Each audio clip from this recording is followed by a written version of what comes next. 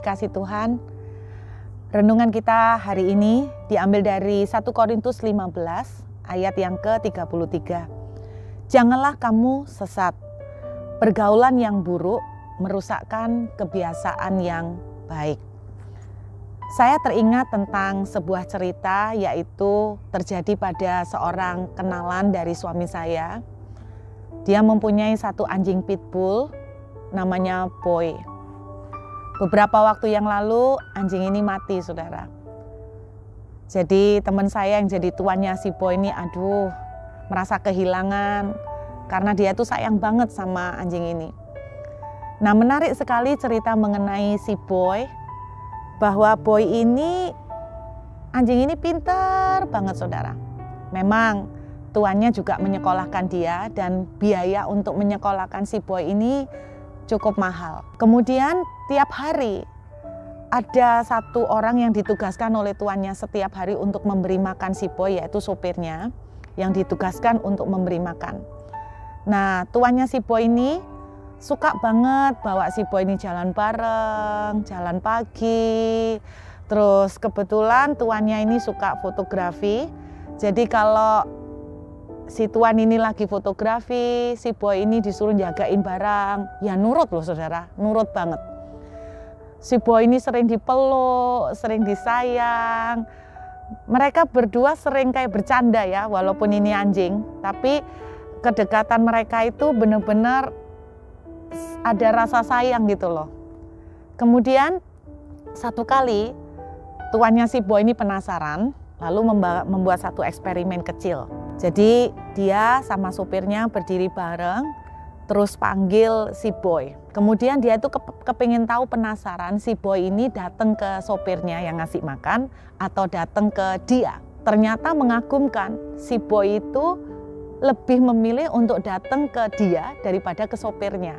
Demikian juga pada waktu si Boy ini disekolahkan, saudara, dia kan disekolahkan sekolah anjing, dia nurut sama pelatihnya, tapi kalau sudah ada suara tuannya, dia lebih datang kepada suara tuannya daripada kepada suara pelatihnya. Nah, ini membuat saya teringat, saudara, kenapa anjing ini bisa sedemikian attach, bisa sedemikian nurut dengan tuannya, bahkan lebih daripada sopir yang kasih makan, lebih daripada pelatih anjing di sekolah anjing. Sederhana, menanggapi 1 Korintus 15 ayat 33, saudara, pergaulan. Nah, pergaulan itu yang menentukan. Iseng-iseng saya tuh kepengen tahu apa sih arti pergaulan. Sebetulnya pergaulan itu bukan berbicara tentang 1-2 kali ketemu, saudara. Pergaulan lebih berbicara tentang siapa yang kita deketin, siapa yang punya hubungan dekat dengan kita. Kalau kita punya hubungan dekat banget dengan seseorang, maka orang inilah yang banyak influence kita, orang inilah yang banyak attach, yang banyak membangun ikatan dengan kita.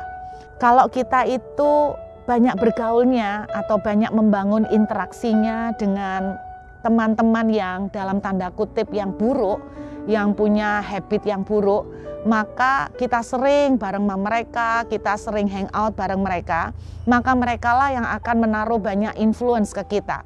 Dan terus terang, kalau diilustrasikan seperti cerita si Boy, suara yang paling kuat berbicara untuk kita adalah suara yang paling sering kita bergaul dengannya.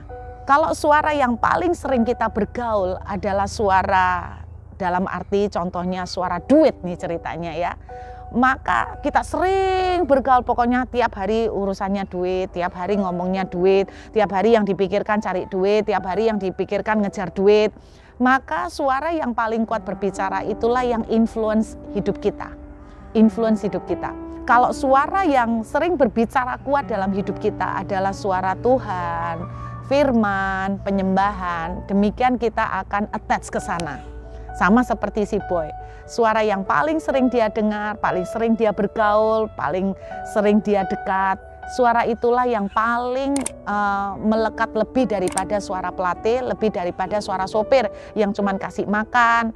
Jadi saya percaya juga dalam dunia parenting mengenai anak-anak, kalau anak-anak kita sampai terpengaruh dengan pergaulan yang buruk, katakan sebuah kebiasaan-kebiasaan yang buruk, saya percaya itu bukan terjadi karena 1-2 kali, tapi mereka terlalu sering hangout, terlalu sering banyak interaksi, terlalu dekat dengan pergaulan-pergaulan sesuatu yang buruk ini. Karena itu saudara, pilihlah dengan suara siapakah, suara apakah yang paling sering interaksi dengan saudara. Apakah itu suara Tuhan, apakah itu suara firman, apakah itu suara kerohanian, atau suara tentang dunia keuangan, ataukah suara tentang dunia materialistis, apakah suara yang lebih banyak berbicara kepada kita itu adalah suara-suara yang orang-orang yang selalu mengeluh tentang keadaan hari-hari ini, mengeluh COVID lah, mengeluh susahnya cari duit lah, mengeluh usaha susah lah, maka suara-suara yang banyak kita sering terinteraksi inilah yang akan membentuk kita, yang akan mempengaruhi kita, yang akan mencondongkan kehidupan dan hati kita.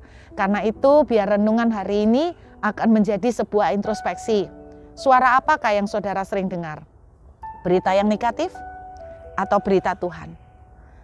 Kalau suara-suara yang negatif yang saudara dengar, maka iman saudara akan lemah.